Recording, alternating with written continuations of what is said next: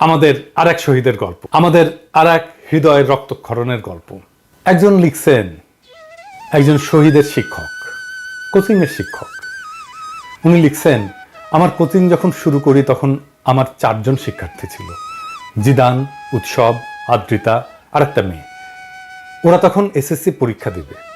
আস্তে আস্তে জিদান উৎসবের সাথে ভাইয়ের মতো সম্পর্ক হয়ে গেল।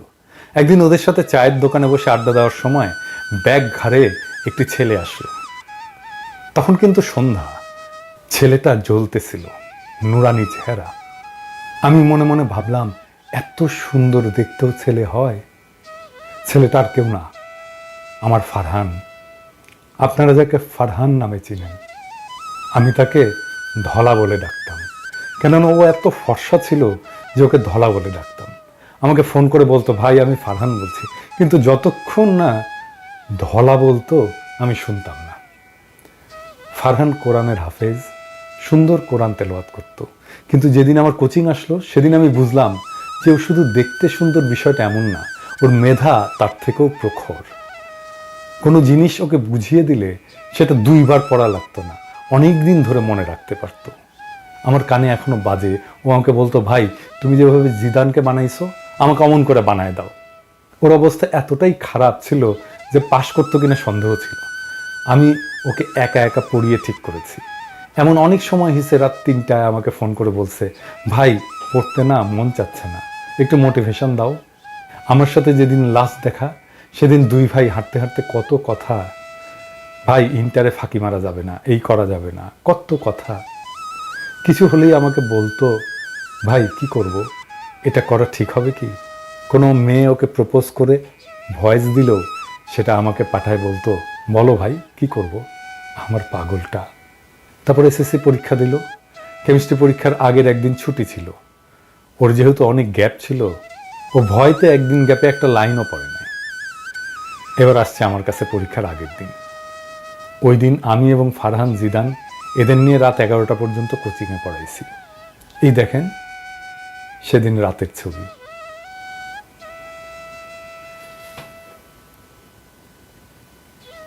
যেই দিন পরীক্ষা শেষ তার পরদিন সকালে উঠেই বান্দাগুলো আমার কোচিংয়ে হাজির। কারণ কি, তাদের টাকা দিতে হবে। ওই দিনের কথা তো আমি ভুলবই না। ওই দিন যা করছে এবং আমার পঞ্চপাণ্ডবগুলা, আল্লাহ এখনো হাসি পায়। তারপর যেদিন রেজাল্ট দিবে তার আগের দিন রাত 12টা পর্যন্ত আমাকে কোচিংয়ে আটকায় রাখছে। কারণ কি, তার ভয় লাগতেছে সে কি প্লাস পাবে নাকি। আমার কোচিংয়ে সেই বিকাল থেকে এসে বসে আছে। আমি অন্য ব্যাচের ক্লাস নিচ্ছি আর মাঝে মাঝে এদিকে এসে বলতেছে, ভাই প্লাস কি পাবো? ও ভাই কও না, তুমি যা কও তাই তো হয়। ওর প্রেশার দেখে আমি ওকে চায়ের দোকানে নিয়ে গেলাম, গিয়ে চা স্প্রাইট খাওয়াইলাম, আইসক্রিম খাওয়াইলাম এবং কিছু টাকা দিয়ে বললাম আরও খা। পরে অনেক রাতে সে আমাকে ছাড়লো। রেজাল্টের দিন সবাই আগে মা বাবাকে জানায়, আর ফারহান সবাই আমাকে ফোন করে জানিয়েছে। দুপুরে খুশির ঠেলায় আমাকে জড়ায় ধরে কি যে করলো আল্লাহ। তারপর বিকালে ওর খালাকে নিয়ে আসলো মিষ্টি খাওয়ানোর জন্য। ওই যে পাঞ্জাবি পরা ছবিটা ওই দিনের। এরপর শুরু হলো আসল যন্ত্রণা। ভাই আমার গ্যাপ পূরণ করে দাও, আমি এসএসসিতে যা করছি ইন্টারে তা করবো না। নটরডামে পরীক্ষার জন্য কিছুটা প্রিপারেশন নিল, পরে আবার সেই রেসিডেন্সিয়ালে ভর্তি হলো। ফারহানের ইচ্ছা ছিল দেশের বাইরে চলে যাওয়া, কিন্তু আমি ওকে বলছিলাম যে অন্তত ইন্টার দিয়ে অ্যাডমিশন নিয়ে যেন বিদেশে যায়। ও আমার কথাই বলল, ঠিক আছে ভাই আমি অ্যাডমিশন দেবো বুয়েটের জন্য, কিন্তু চান্স পাইলেও কিন্তু বিদেশে যাব। আমি আমার এই পঞ্চপাণ্ডবকে বলছিলাম যে ওদের মধ্যে কেউ বুয়েটে চান্স পেলে আমার R15 বাইক তার। ফারহান আমাকে চ্যালেঞ্জ করছিল যে ও চান্স পেয়ে দেখাবে। আপনারা যে পোস্টটা ভাইরাল হতে দেখছেন যে ওর বইয়ের টেবিলে ফান্ডামেন্টাল ফিজিক্স ছিল, ওইটা ওই কারণেই। ওর জিদ অনেক ছিল, যা বলতো তাই করবে। ইন্টারে ক্লাসের সময় মনোযোগ দিয়ে ক্লাস করতো। ওর হাসি, আল্লাহ এত সুন্দর হাসি, আসলেই ভোলার মতো না। দিনের মধ্যে বাসায় থাকতো কম, আমার কোচিংয়ে এবং জুয়েলের চায়ের দোকান থাকতো বেশি। আমার কাছে 2 মাস পর পর ওর বাবা বাসা চেঞ্জ করে বেলি রোডে নিয়ে যায়। সেই বেলি রোড থেকেও আমার কাছে পড়তে আসতো 2 থেকে 3 ঘন্টা জ্যাম ঠেলে। আমি বলতাম এত কষ্ট করে কেন আসিস? ও বলতো, ভাই তোমাকে না দেখলে আমার ভালো লাগে না। হায় রে আমার ভাই, কি করে ভুলবো রে আমার ভাই। আমাকে বলতো, ভাই বেলি রোডে তুমি একটা শাখা দাও, আমি ছেলে পেলে ম্যানেজ করে দেবো। তাও সে আমার কাছে পড়বেই। ওরা আমার স্টুডেন্ট না, ওরা আমার ভাই। তারপর ওর কষ্ট দেখে আমি বললাম, সব বই শেষ কর, তারপর পরীক্ষার কিছুদিন আগে আসিস, আমি বায়োলজি ক্লিয়ার করে দেবো। শেষে 6 মাস মতো আমার কাছে পড়তে পারে নাই, কিন্তু সে আমাকে দেখতে মাঝে মাঝেই আসতই। আমি যেই দিন পোস্ট দিলাম যে যারা আন্দোলনে অংশ নেবে তাদের জন্য বায়োলজি সিকার্সের পক্ষ থেকে সব কোর্স ফ্রি, সেখানে ফারহান আমাকে লিখছে, আগস্টে আসছে কিন্তু ভাই, ফিস কিন্তু মাফ। যেদিন মারা গেল সেদিন আমাকে আমার আর এক শিক্ষার্থী ফোন করে বলতেছে, ভাই ফারহান নামের কেউ কি তোমার কাছে পড়তো, ও নাকি মারা গেছে। আমি ঘুমাইছিলাম, আমি লাফ দিয়ে উঠে পড়ছি।